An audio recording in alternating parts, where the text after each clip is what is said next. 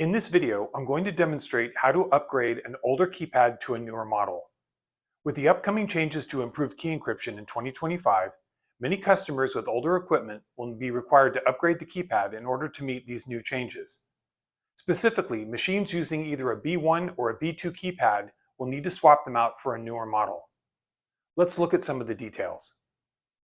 There are two important things to understand when replacing an older keypad. The first is that you will need to make sure that the new keypad you're installing has the appropriate metal bracket to secure it in place. The bracket used to mount a B1 or a B2 keypad is different than that used for a newer B3 or B5 keypad. Note that the B5 keypad will work with both the B5 bracket or the B3 bracket, so if you receive a B3 bracket with your kit, that's okay.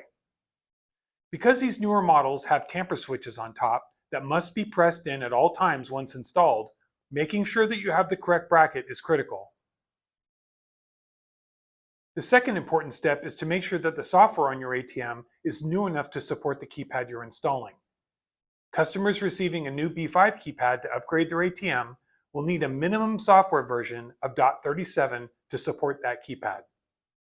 To remove the keypad, unlock and slide open the top of your ATM and turn the power off. For through-the-wall or wall-mounted ATMs, just open the top cabinet so you can access the keypad. From the back of the keypad, remove the two cables that attach to the left side. Be careful not to damage the small wires while doing this. Pinch the wires on each connector and put equal tension as you wiggle and pull back.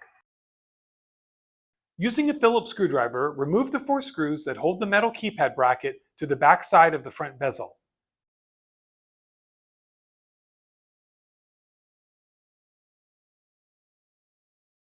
Then remove the keypad and bracket together. The new keypad should have come with a new bracket, labeled for that model of ATM. You may also have been shipped a set of sensor brackets. These aluminum braces install underneath the bezel using these adhesive strips on either side of the keypad area.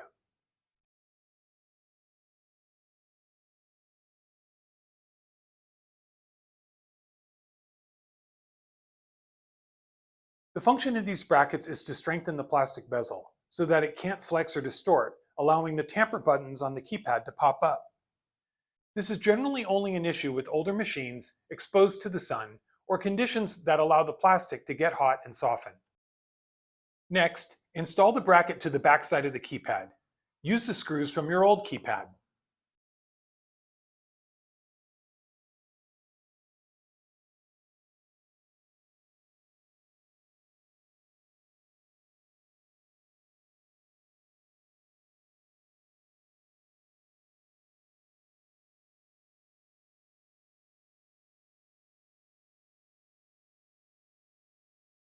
Install the new keypad and bracket into the back of the bezel. Before installing the screws, make sure that the keypad is fully seated against the back of the bezel. It's best to install the screws at opposite corners while holding the keypad against the bezel.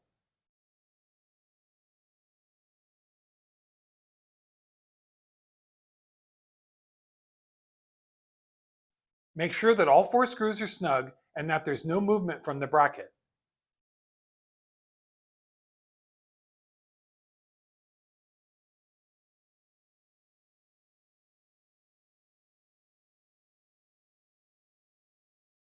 The new keypad should be flush with the front of the bezel.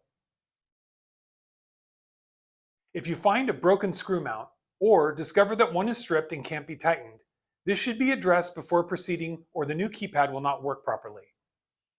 Reinstall the 2 cables and you're ready to power on the ATM.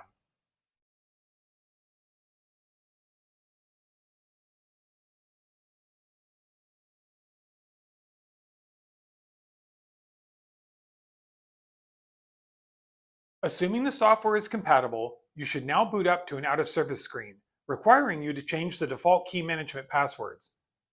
Default key management passwords for the B5 keypad are all zeros, 8 zeros for part 1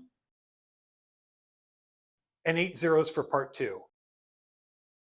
Follow the on-screen prompts to change the passwords. The new passwords must be unique, meaning that you cannot just use the same number for the whole password. And part 1 and part 2 must be different passwords. As you change the passwords, watch the screen. You will be required to type each password twice to verify. Take your time and read the screen as you go through this process. Once you've changed both passwords successfully, after a 30-second countdown, you'll be prompted to change the keypad mode.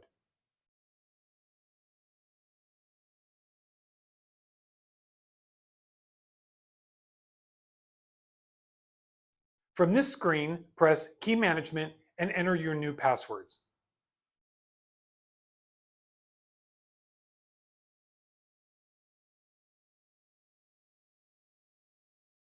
The keypad will then initialize and you'll be prompted with this warning screen.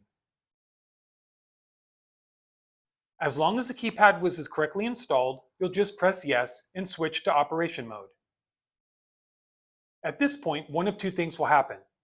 If everything has been done correctly, you should see an out-of-service screen telling you that master keys need to be entered. If this is what you see, then everything is good. You can now proceed by following your instructions for master key entry. However, if you're returned to a master key password set to default screen, that means that the keypad was not installed correctly and one or more of the tamper buttons was not fully seated. Remove the keypad and check the mounting to make sure it's mounted securely.